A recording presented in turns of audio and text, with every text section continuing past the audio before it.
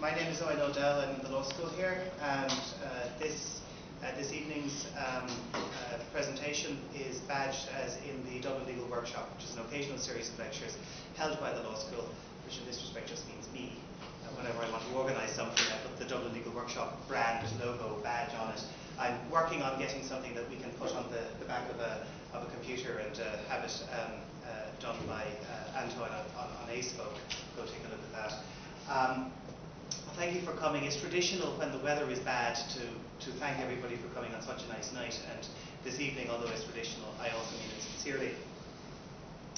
The last lecture I gave in this room was to pharmacists, teaching them about legal aspects of pharmacy practice. This is a far more interesting topic for me as well as for you. And if there are any pharmacists in the audience, I'm sorry about that. Privacy in the digital age is very, very important for all the sorts of reasons that we're going to get from our two speakers tonight. Before we start, I should like to ask you to remember to turn your phones off. I have a thing in class. If a phone goes off, I chuck somebody out. Now, I won't actually dare try and do that this evening, but just to ensure that we can actually have a proper debate, a proper discussion without external interruption. If you could turn your phones at least to silent, I'd be grateful for that. Okay. The Digital Rights Ireland group has organised this evening by inviting Suw Charman from the Open Rights group to come and speak to us, and the chairman of Digital Rights Ireland, Teacher McIntyre, will respond. And having said that, I'm going to introduce Suw.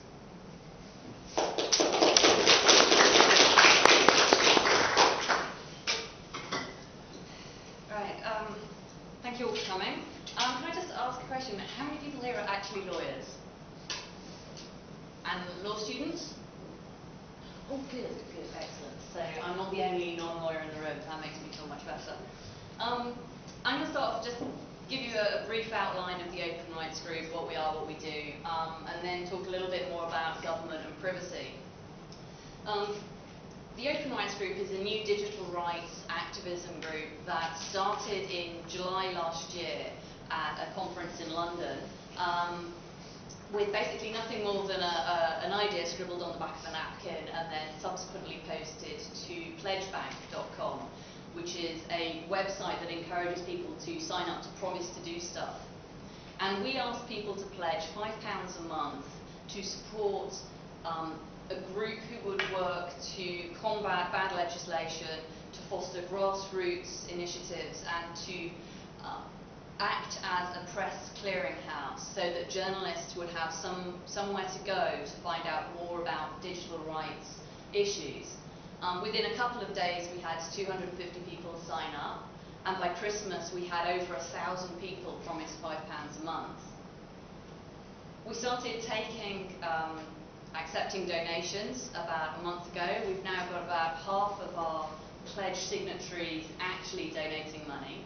And we've been working over the last 6 months to create an organisation that will campaign on digital rights and help digital rights activists to find out more about what's going on. So we provide information out of Europe and out of the British parliamentary system, and also to foster grassroots activity.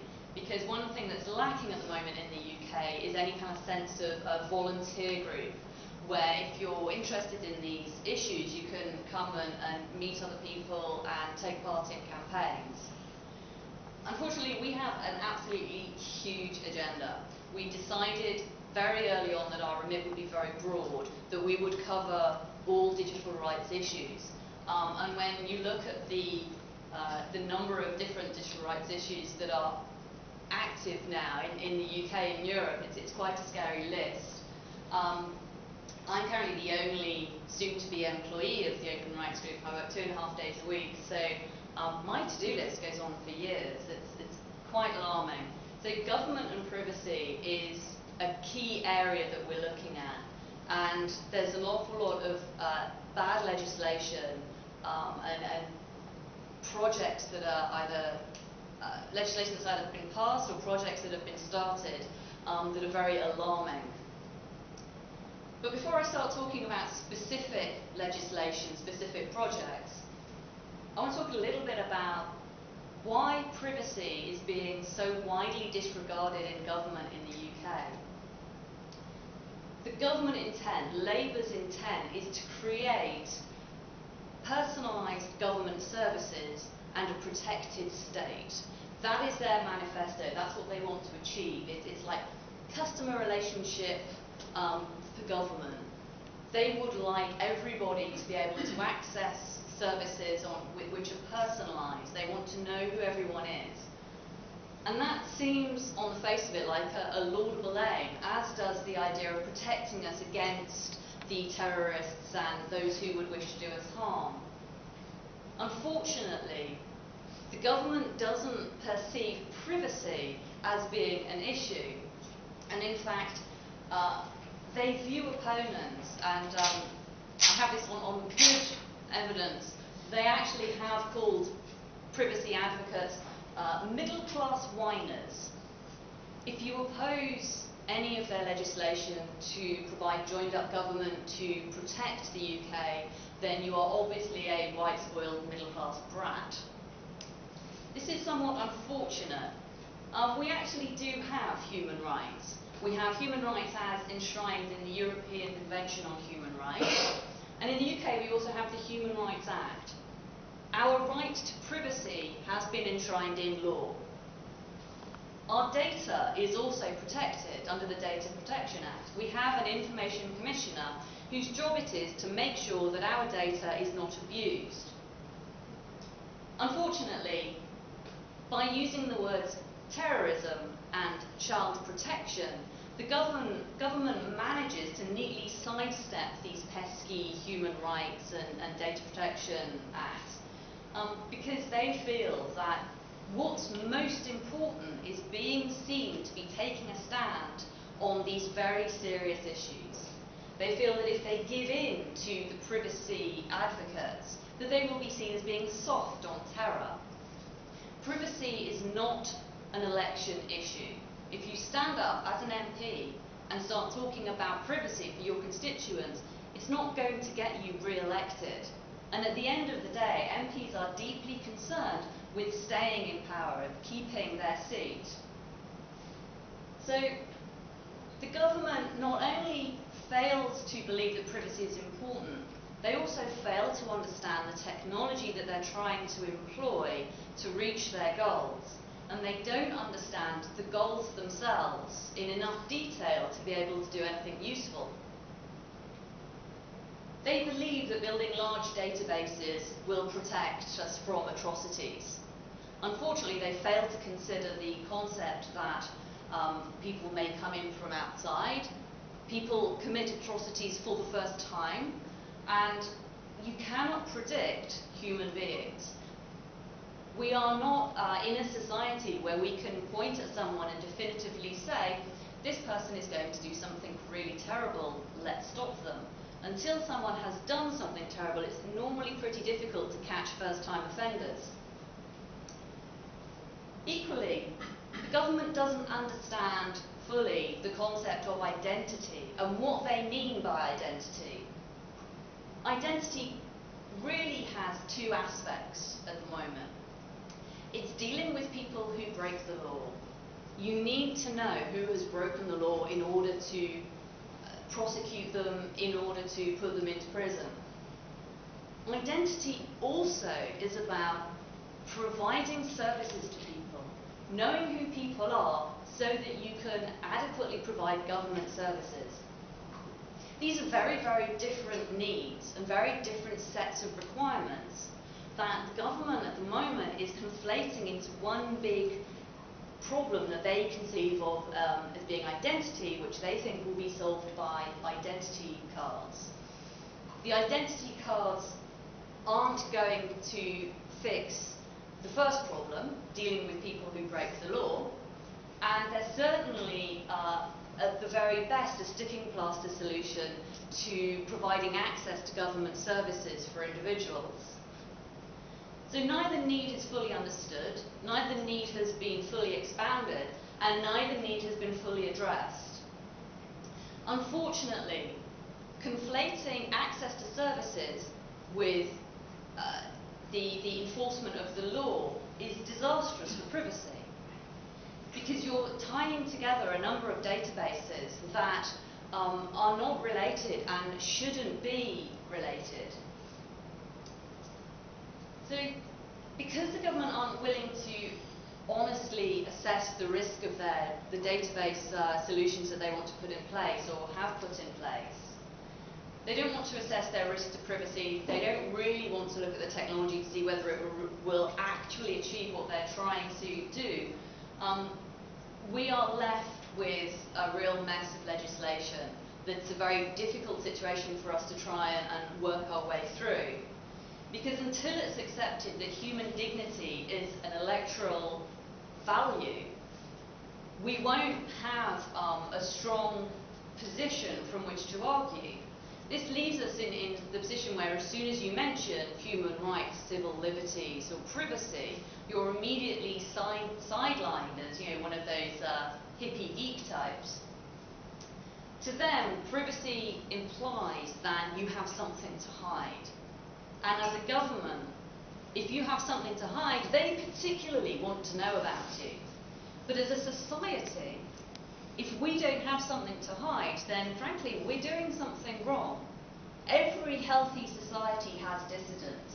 Every healthy society has people who do not agree with the current incumbents, who wish to posit different ways of doing things and argue with the politicians. And we need to be aware that this is a societal issue that is currently misinterpreted deliberately by the politicians, and it's a very difficult one for us to discuss openly without being labelled and without our stories, our points being spun against us. So probably the best example of the just disastrous way that the government thinks of identity and privacy is in the identity card scheme that's currently going back and forth between the House of Parliament, the House of Commons and the House of Lords. I'm not sure how many of you have been following the ID card scheme or have been aware of the campaign No to ID. No to ID are a single issue group campaigning very, very strongly against ID cards. They have a very good site, which if you're interested in this stuff, you really should check it out. They managed to get a lot of stuff in the media. They are talking with MPs, they're trying to put their case forward, not just to the public, but also to the bureaucrats, the politicians themselves. And they've made some gains. They managed to delay the whole process significantly because one of the problems with the current legislative process around these issues is a lack of sufficient debate. Many people, the public, think of ID cards as just a bit of plastic that you carry around with you, and that's what they really conceive of. But ID cards are a lot more than that. There's the National Identification Register, which is the database underlying the ID cards, which everybody will have a file in. There are 51 categories of registrable fact. So this isn't just an ID card that says, yes, I am Suw Charman, I live at this address, this is my photograph. This is a huge list of information I'm going to have to give to the government about myself. Then there's the infrastructure that's going to have to be built.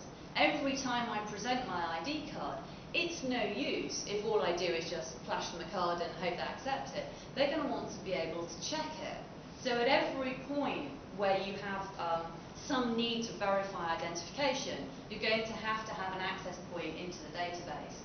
Without that, the whole scheme is basically pointless. It's no more secure than handing someone a phone bill or something.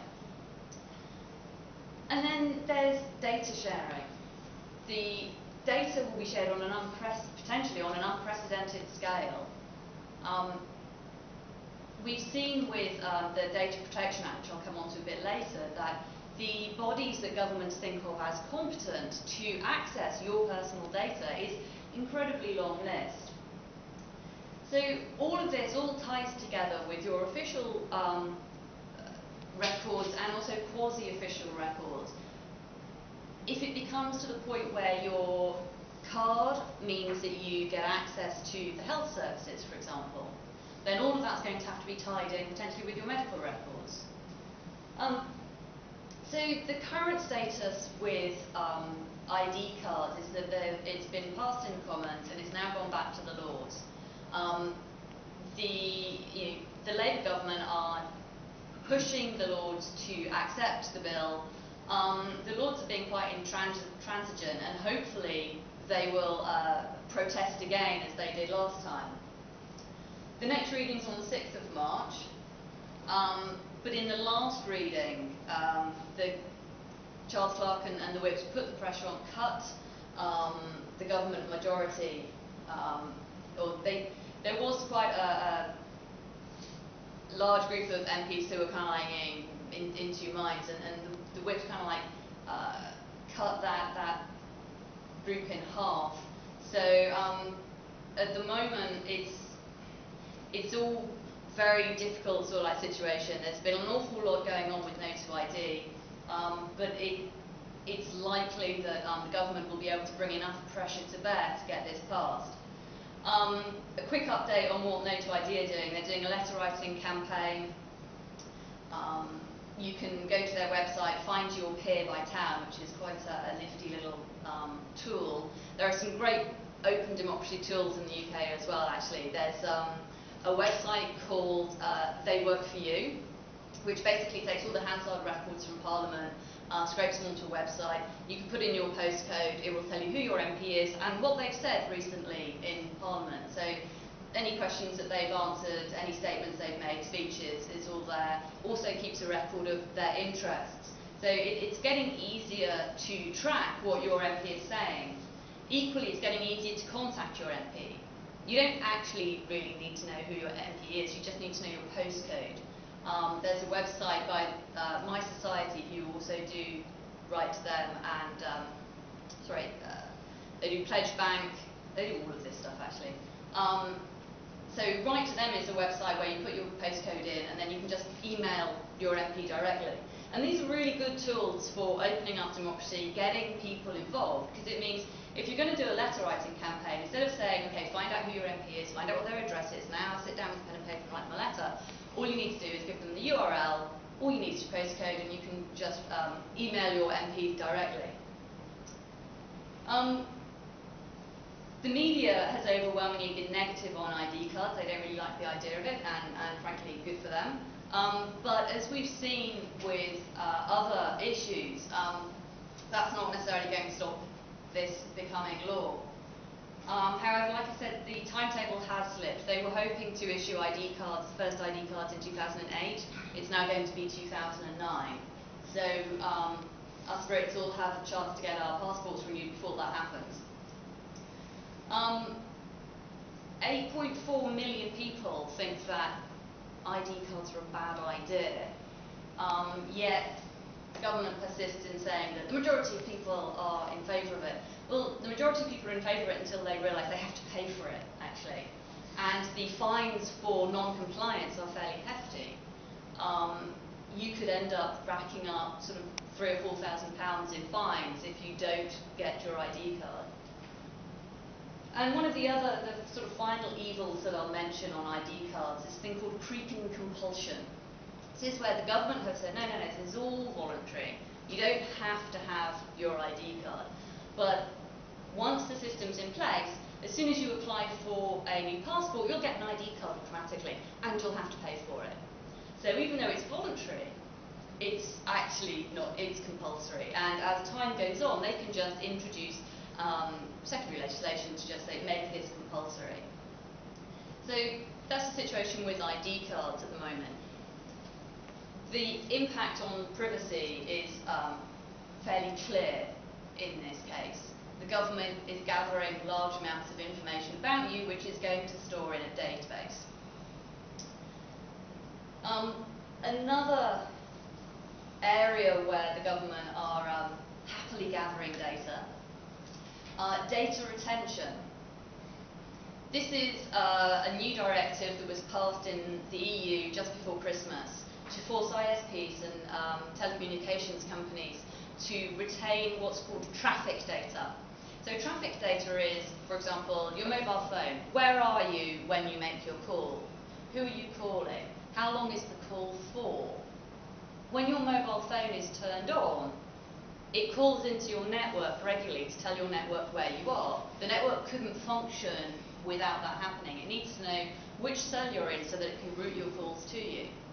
So of course all that data will be retained as well. So over the course of time, whilst you have your mobile phone on, your location, or the location of your mobile phone, which is, it is assumed in your possession, is going to be tracked and retained. This turns your mobile phone into a handy little government tracking device. As soon as we get mobile phones that can pinpoint your location much more accurately, their tracking of your location is going to be much more accurate as well.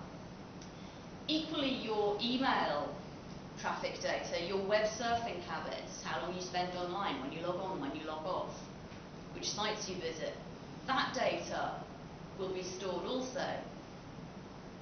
And the government is, government has been really cunning with data retention. This was something they really wanted to push through a few years back, and they couldn't. So we kind of already have data retention under RIPA, but not quite like this. So what they did is, it's a technique called policy laundering.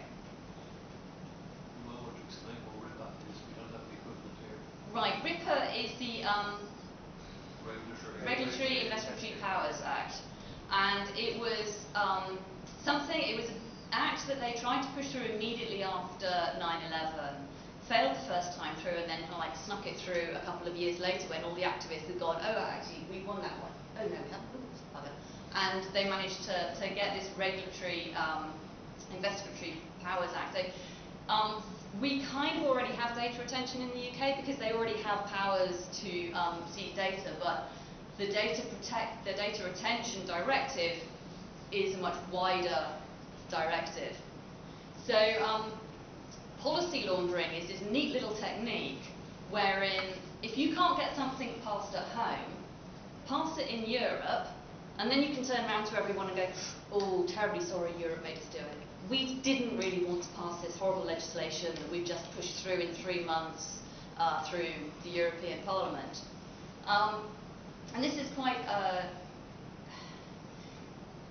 the scary thing about this particular piece of policy laundering is the speed with which Charles Clarke and his cohorts, there were 4 countries, and I always forget, I think it was UK, France, Sweden and Ireland, who pushed this through. Normally directives get 2 readings in Parliament, and they get a sort of like council sort of view in the meantime. And this was pushed through in 3 months with 1 reading. And basically a lot of backroom deals went on. They had these things called trilogues, which is the Parliament, the Council and the Rapporteur, who is someone who is supposedly an expert in this legislative area, this policy area. And they have these little meetings and they kind of like go, well, you know, this is what we think this legislation should be. And then they present that to the committee that's overseeing that piece of legislation. And then the committee kind of has a bit of a discussion and generally goes, oh, okay then. And then once the committee's made their recommendations to Parliament, Parliament has a habit of going, oh, okay then. So everyone votes together.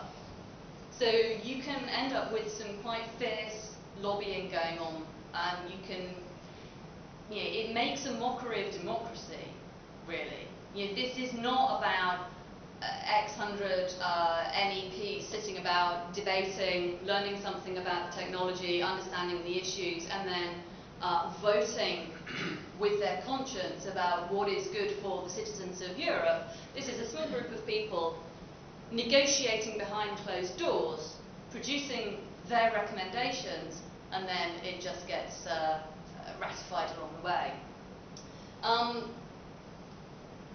Data retention, again, it's about, I as it sounds like, data. You know, this is gathering more information about what we're all doing. It's mass surveillance. It's following you, what you do, what websites you visit, just in case you happen to do something terrible. So just in case you happen to be a terrorist, we'll keep data on you. This is something that is contrary to Article 8 of the European Convention on Human Rights. It's disproportionate to the problem. We already have laws that allow the authorities to find out about what phone calls people have made. So if you have a suspect, you can actually say, right, mobile phone company, you already keep a certain amount of data for your billing processes. This is part of your business process. We need this chunk of data on this person. We already have the laws for that. We don't need a new one. What this law does is it forces the ISPs and the telecoms companies to keep that data for much longer. I believe Poland are going for something like 15 years, which seems like a terribly long time to keep an awful lot of data, which at the rate that mobile phone usage is expanding, is going to become completely untenable to hold and to access. And the people who are going to have to pay for this, of course, is us. Either through subsidies, if the government decides to be nice to the industry and help them out a bit with costs, or through increased cost of access to the internet, increased cost of phone calls. Because of course, someone's got to pay for the storage for all this data, and to pay for access. And again, we have this mission creep happening, where the music industry, the creative industries, music and film, decided in November that they would just conveniently create the Creative Media Business Alliance, who then lobbied the MEPs and said, oh, actually, we'd really like to get at this ISP data, because we have these nasty people doing this downloading stuff, and they're all pirates, and they need to be thrown in jail. And if you're monitoring, you're saving all this data about people's online life. We want access to it, because it will allow us to prosecute much more easily. So, unfortunately for us, the Data Retention Directive was passed, and now it's coming home to roost in the national parliaments. There's 18 months to implement the telephone traffic data retention, and 36 months to implement the internet data requirements. So we have to keep an eye out now what's happening in the national parliaments, and we have to kick up a fuss about the human rights aspects of this as well. The UK apparently is aiming for a year's data retention on some data and less for other forms. Not clear which is which at the moment. So, you kind of get to the point where you get, at least it's not 15 years. That's kind of a good thing. Insofar as a horrible legal piece of legislation can be good. But we have to be very aware of what's going on and look for any cracks and weaknesses. Can we actually do something under the Human Rights Act, for example? Because, are our human rights being infringed? I would say disproportionate mass surveillance, are human rights being infringed here? So I'm going to... How am I doing for time? So the next thing I'm going to tell you about is particularly evil. We're just going from evil to eviler at the moment. The Children's Act. This is particularly evil because it's particularly emotive. You probably remember the Suw murders and Victoria Columbier. Small children being horribly murdered. Really, no one's condoning that behaviour. However, creating a large database with a file for every single child in the UK, regardless of whether or not they are at risk, is not an answer to the atrocities that a small number of individuals within our society sadly commit. Particularly not if these records are going to be shared between any organisation that feels they might possibly have some kind of input in here. So You're talking information shared between social services, the health service, police, schools, your local council, probation services. They're all going to be able to access these files. Now, all of this data will be gathered without the child's knowledge and without the consent of the child or their parents or guardian. It's indiscriminate. Again, we're talking mass surveillance of our children. These databases will be linked up to whichever other databases are deemed appropriate. There's no oversight in this whatsoever. There's no confidentiality. Now, one of the key issues in medical records is confidentiality. If I go to my doctor and I talk to him about my medical problems, I have a right that those medical records be kept secret from everybody else. We are taking away that basic right to privacy from our children, which, to my mind, is completely unacceptable. And the government are using child protection as an excuse, but this won't protect children. What would protect children would be better funded social services, more counsellors at school, better funded schools, better funded child probationary centres and probation officers.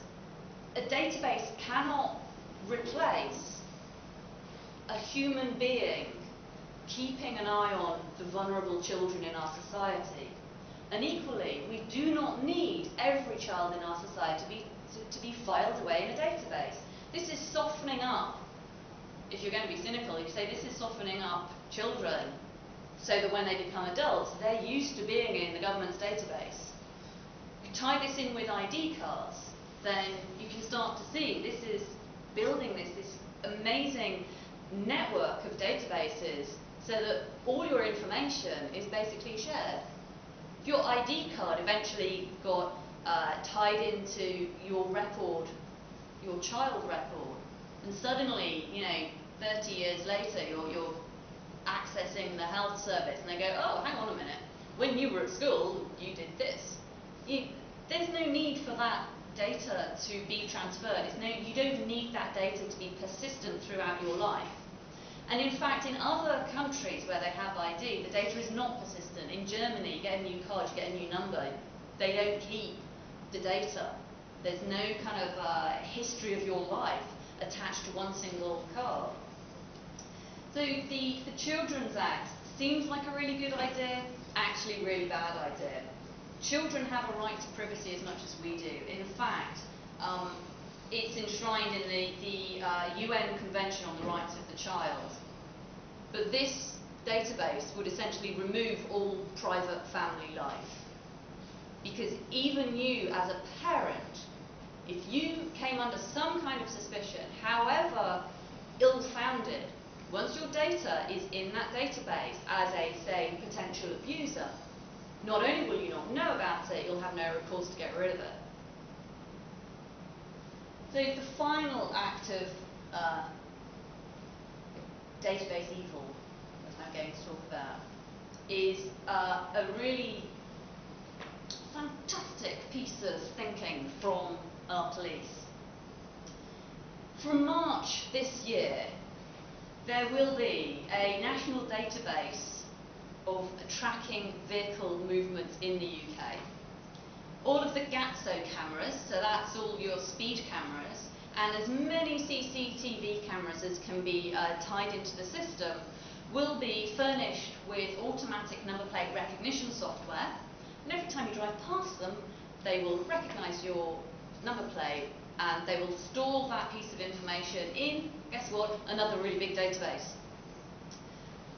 They're going to store this data for 2 years as a minimum, possibly up to 5 years. It's 24/7 coverage of every piece of road and every garage forecourt and every supermarket car park that they can possibly get this software into.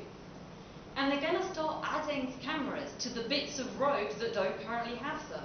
They're aiming for, on the major roads, a camera every 400 metres, I think it was. This is all a part of a report, part of a scheme by the police to deny the criminals the use of the road. This is a bit like trying to deny criminals the use of telephones. Oh wait, that's data retention. Damn. It's a bit like trying to deny criminals the use of email. This database is going to have 35 million reads in it, increasing to 100 million reads. This is a huge amount of data. It's going to cost £24 million, and there are 50 local authorities already signed up to it. The reason that they're giving for this is it's to track stolen vehicles. It's to find out who doesn't have an MOT, who's driving without a license, all of these kind of like vehicle motoring offences that currently are being dealt with using, say, the DVLA database. We have plenty of adverts around in the UK from the DVLA claiming, we don't need to see your car, we have a database, we know if you've got a road tax or not. It's also, and they've admitted this, going to be used for issuing speeding fines. It's fairly obvious to see number plate goes past this camera here and then goes past that camera there after X amount of seconds. Can't possibly have done that if you're keeping to the speed limit, and then it'll just automatically issue you a fine. Currently, the GATSO cameras, they take a photograph and you can contest that. You can say, that wasn't me in the car, that wasn't my car. There are ways to actually push back at these automatic systems. There is no talk of how on earth you would push back against fines issued from the National Vehicle Tracking Database. There's no discussion of how they're going to verify who was driving at the time that you were speeding. But more worrying than that is the assumption that they're making that underlies all of this, that isn't really being discussed. The assumption is that the people who speed, the people who drive untaxed vehicles, who don't have a driving licence, commit other motoring offences, are also more likely to be committing other, more serious offences. So what they're looking at is a way to try and predict who in our society is likely to do something nasty. Again, they're trying to figure out, before they do it, who the offenders are. This is really kind of shaky ground. I don't know of any studies that can prove any kind of correlation, any kind of causative link. But nevertheless, it doesn't take evidence to create legislation in the UK. This is what James Boyle has characterised intellectual property legislation as. This is faith-based legislation. We believe that criminals are likely to be more likely to speed. Therefore, we will create a huge, enormous database at great expense with no public consultation and little to no parliamentary debate in order to capture these nasty fiends. This is starting to get into the whole kind of minority report area, where the government are trying to psychically predict who's going to do something evil, and our databases will do it for us. Of course, there's a huge flaw with databases. As soon as you create a database, as soon as you gather data in one big heap, you make it vulnerable. The National Police Database has suffered from unauthorised searches. Surprise, surprise. Policemen have been prosecuted for unauthorised searches. Computers can be hacked, they can be stolen. And data can be inaccurate. Heaven forfend that your data in, for example, the child protection database be inaccurate, because you don't know it's there. You don't even know that there's something to check. So how on earth can there be any kind of auditing? How can there be any pushback from you to say, excuse me, this data is wrong? In 2000, there was an audit of the Metropolitan Police Database. 85% of files had errors. 4 out of 5 errors were serious, and some of them were libelous. If you're looking at that level of record keeping in our ID databases, in databases about our children, about our vehicle movements. The more data you have, the more errors you have. The more errors you have, the more false positives you have. The more arrests you have that are unnecessary and illegal. This is a really serious problem. And it seems at the moment, under the current government, is the databases are kind of like rabbits. They just seem to multiply all by themselves. Some people are saying that the genie is out of the bottle, that it's all too late, really. Loss of privacy is the price you pay for living in an information age. If you want joined up government, if you want a secure country, if you want safe children, you must sacrifice your privacy. Personally, I think that's bollocks.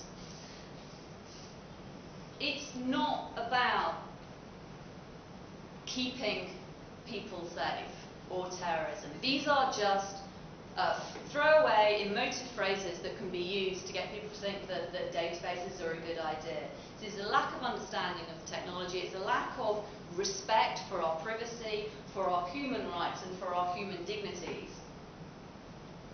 Surveillance systems are never rolled back. There is no example of surveillance systems being dismantled after the fact. They tend to just sit there and do their thing. More systems succeed than are actually blocked. We generate an awful lot of data, and the more we generate, the more the government is going to want to monitor it. They're going to find new and innovative ways to use the data that we generate without even knowing that we're generating it. It's not necessarily about the data we give away. It's about the data people collect on us by observing what we do. And there's no natural limit to it. It's very hard to find a line where you can go, this is acceptable, this is not acceptable. Everybody has a different idea of what is and isn't acceptable. So I think it's just best not to start in the first place. It's best to push back against these schemes while we have the opportunity, because once these get enshrined, once these start working, once data protection is data retention is up and running, it's going to be very hard for us to stop it. Once the ID cards are here, it's going to be very hard for us to get rid of them. Society has to draw a line. We have to take a stand. And we have to accept that perhaps governments aren't necessarily going to be quite as beautifully efficient as they possibly could be. We're going to have to accept that sometimes inefficiency can be a good thing because it can protect us and protect our privacy. And we have to decide for ourselves, where is that line in the sand? Because the natural conclusion is that every front room, every child's bedroom, will end up with a CCTV camera just to ensure that that child is safe. We have to ask, is that acceptable? Thank you.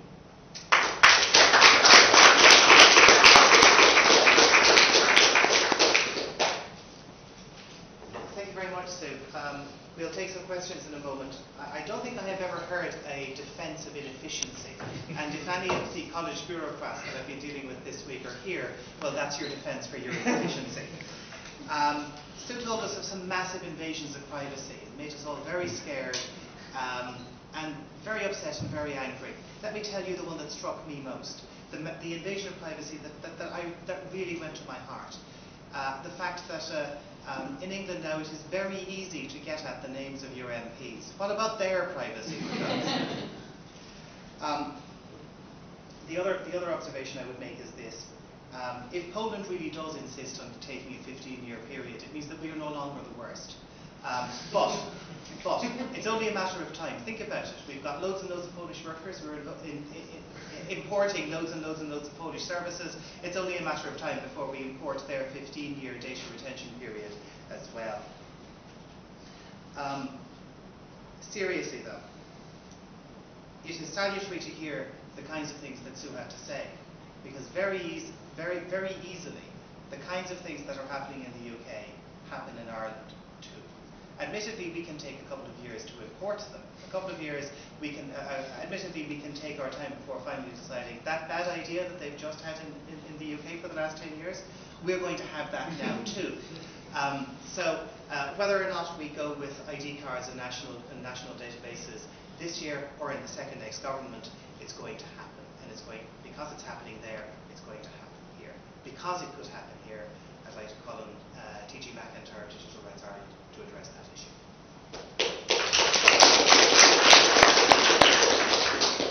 First of all, I'd like to thank Sue for coming along. As Owen said, one of the problems in Ireland is that Irish legislators tend to be lazy.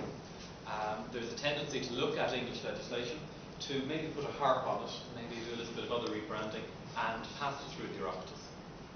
We have been afraid of that as a particular example of policy laundering. We've already had mutterings that the introduction of ID cards in England might require that they also be introduced over here. And of course, our Minister for Justice is a past master at policy laundering, having, as Sue pointed out, been one of the prime instigators behind the European Directive on data retention.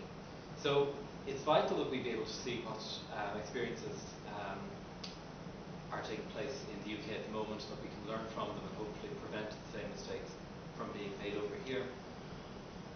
I don't really have a comprehensive speech to give in the same detail as Sue. What I'd like to do, though, is pick up on a few themes that ran through her commentary.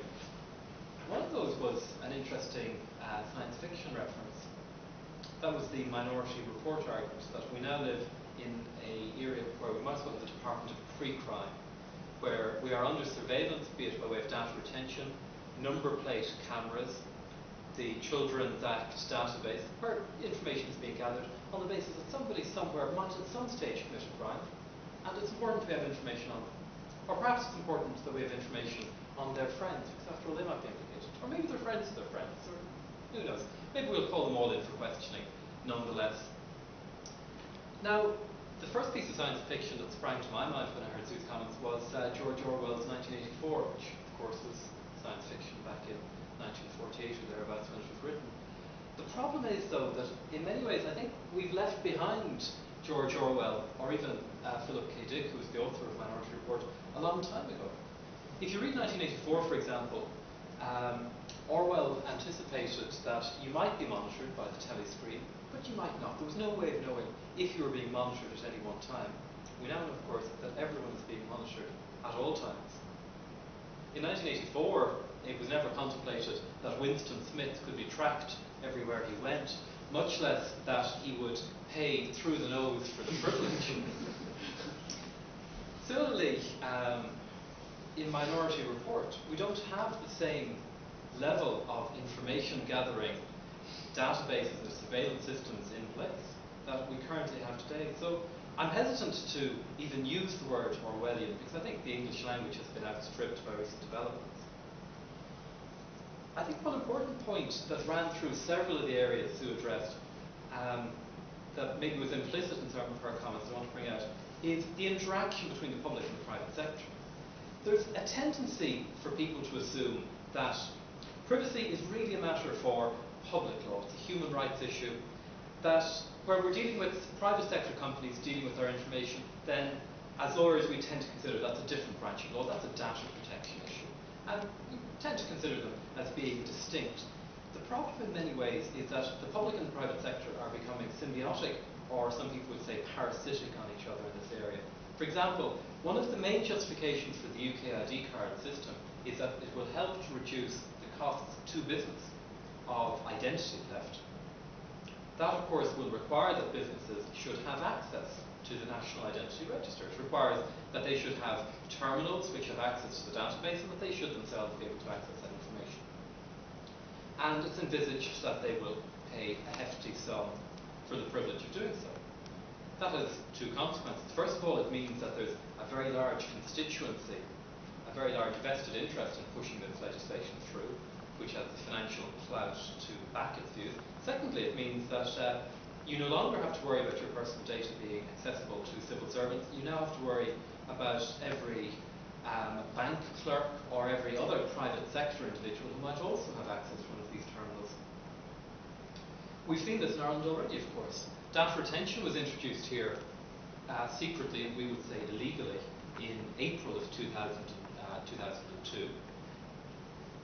It wasn't brought in as a government measure. It wasn't introduced with giant databases being created in the in Garda headquarters in Harcourt Street.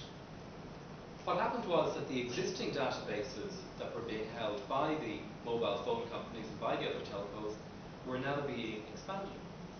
And again, that creates a worry that this information is accessible to any worker or possibly any temporary employee who might have an incentive to pass on these details. There were reports recently in Phoenix magazine that a certain unnamed mobile phone company, which has its offices in an unnamed small Irish town, which might have a reputation as something of a bandit country area, that local sympathisers of certain illicit organisations had succeeded in infiltrating that call centre, whereby they would have access to people's bills, and of course the billing data would indicate who was calling who when. And it was also indicated in that same article in Phoenix magazine that, quite apart from potential subversive use, this information was also the talk of the town, quite literally. Now,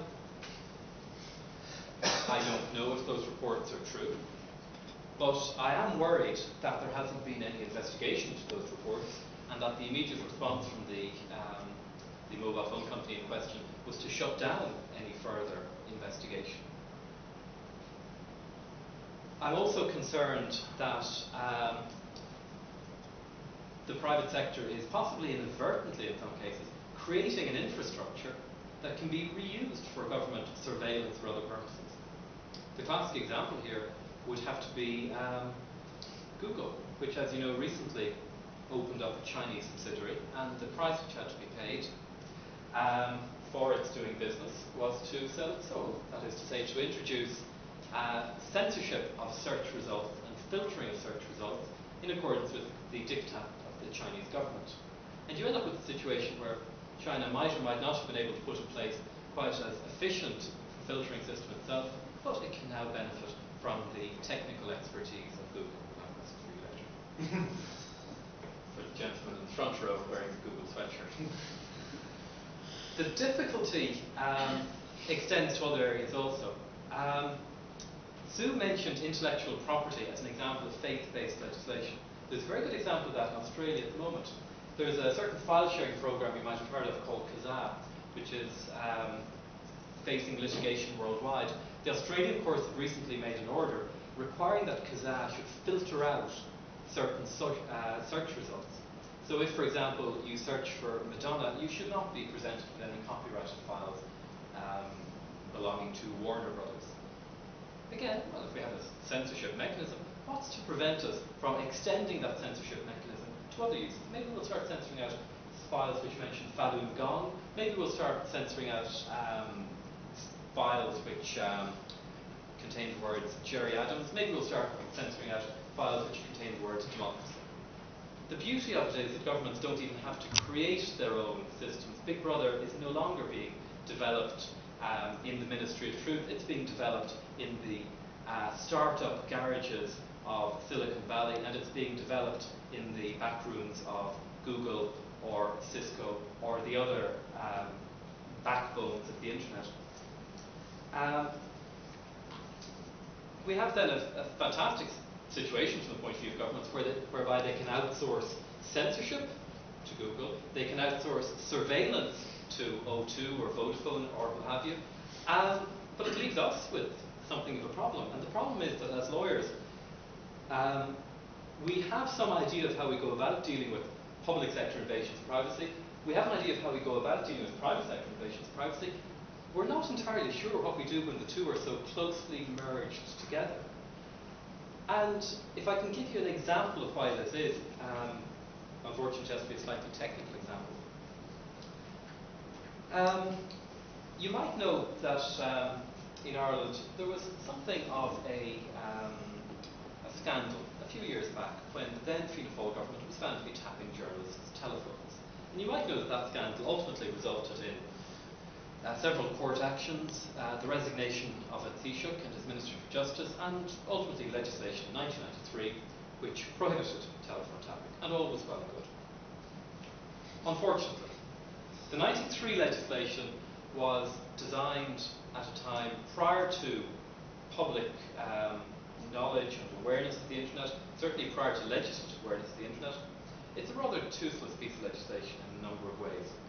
Problem number one, it only applies to telcos who are licensed operators. It was drafted prior to deregulation when Telecom Éireann was the only game in town. It now applies to people such as Vodafone or O2 who are operating under licenses or who are deemed to be licensed operators. It doesn't apply to anybody else. It doesn't apply, for example, to Hotmail.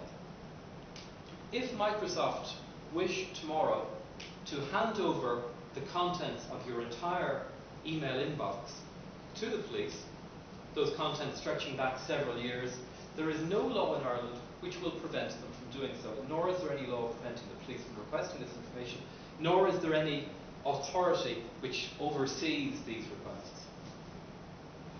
Now, you might say that's undesirable. Surely we should extend the existing laws to cover that. Well, the problem is that the existing laws aren't very good either.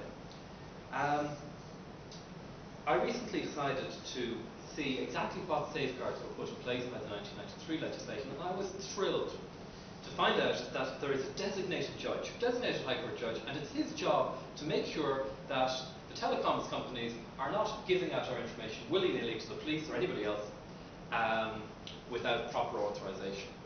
And what's more, he's required to report on this every year, so we can be confident that this is the case. So I went to get a copy of his report, and it's not publicly available as such, but it was faxed through to me from the Oireachtas Library, and I received this page. I asked, well, hang on, is that it? The Act was 1993, that there should be 10, 12 reports since then, and they said, oh, well, there are 10, 12 reports, but they're all the same, the different date. Okay, so what's the report actually say? It says as follows. Since my appointment, I have kept the operation of the Act under review, and I am satisfied that its provisions are being complied with. Dated the 28th day of May, signed the 18th of May. Now, this didn't exactly instill confidence. It gets worse, because the 1993 legislation, it turns out, the role of the judge under that legislation is limited to complaints that there is improper police surveillance going on. It's not. It doesn't have anything to say about our employees of our unnamed mobile phone company who may be giving information to their friends in the IRA, or may simply be talking about it downtown. There is precisely no role for the judge in that situation. And in fact, I was also not filled with confidence when I looked at the 1993 legislation and I realised that the applications to listen to your phone calls, or to indeed to read your physical snail mail, not email, which we'll come to in a moment. Applications under that Act to read your mail or to listen to your telephone calls, they're not made to a judge, they're made to the Minister for Justice. So we have an Act that was brought in because the Minister for Justice and the Taoiseach were found to have abused their powers, and the response is to put the same powers in the hands of the Minister for Justice.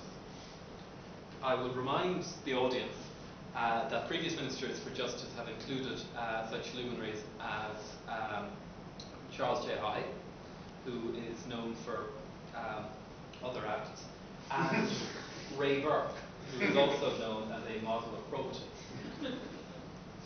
So the 93 Act doesn't fill us with confidence either. And that actually takes me on to another problem. We said the 93 Act doesn't extend to people like Hotmail or indeed Gmail, unless they also happen to be licensed operators. Unless O2, for example, would, it seems to be covered because they are also licensed telcos. But the situation actually gets somewhat worse than that when we realise that under European law, there's a directive from 2002, the Telecoms Privacy Directive, that requires interception offences to be created. And these interception offences should apply to any transmission on a public electronic communications network. That would include email, for example. Turns out the Irish government has never bothered to implement this provision of the 2002 directive. Indeed, as best I can see, it seems to be blissfully unaware that this provision even exists. And we've recently made a complaint to the Commission asking them to investigate this. But for the time being, you can rest assured that if somebody in Hotmail, for example, would like themselves to read your email or to pass it on to the police, or indeed, if you're a business, to pass it on to one of your competitors, you can be quite sure that there is precisely nothing in the way of a legal remedy open to you at the moment. But, as they say, wait, there's more. The problem here is that the law has been set up in a way that tends to focus on tangible items and where those tangible items are located. If I'm technically savvy enough to have my own mail server in my bedroom, and I securely log into that remotely, then I'm reasonably safe.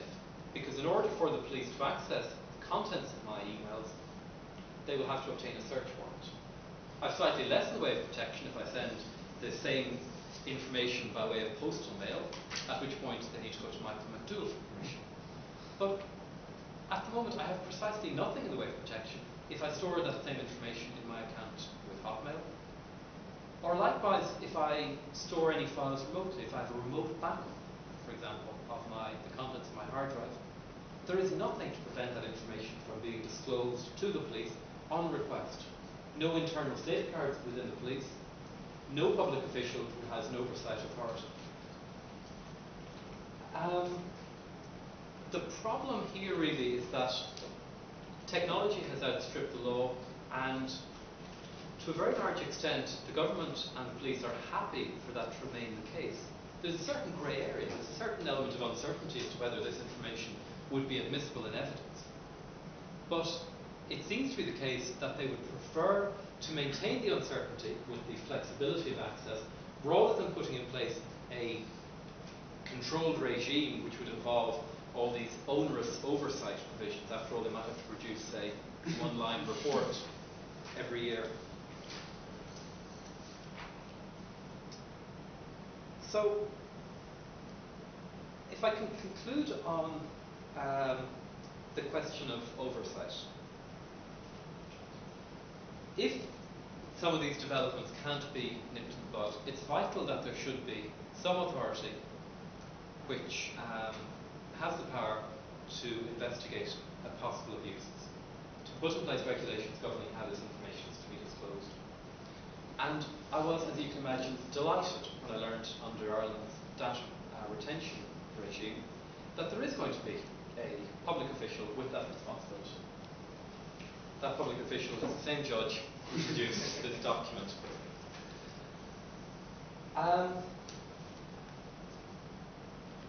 You might ask, well, what exactly can we do about this?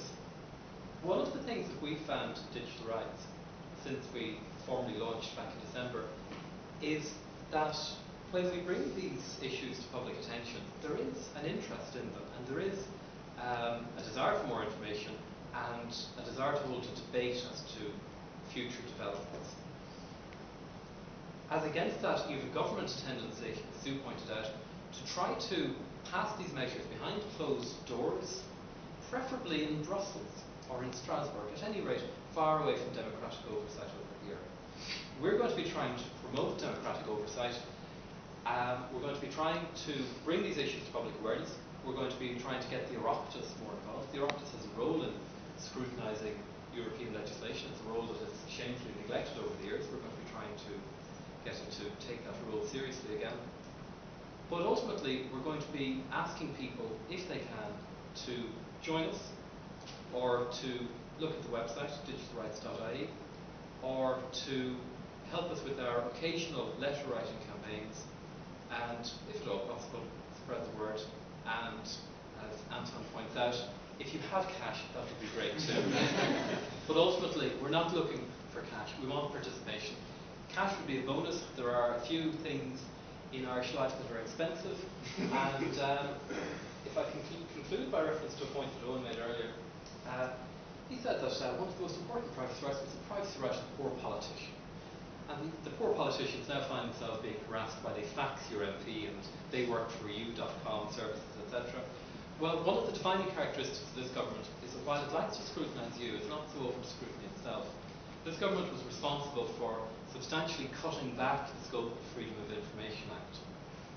It's now substantially more expensive to make Freedom of Information Act request. You get much less information from it. It's almost as if they don't really want you to know what they're doing. And hopefully, as long as we're here, we'll do our best to get that information out regardless. Thank you.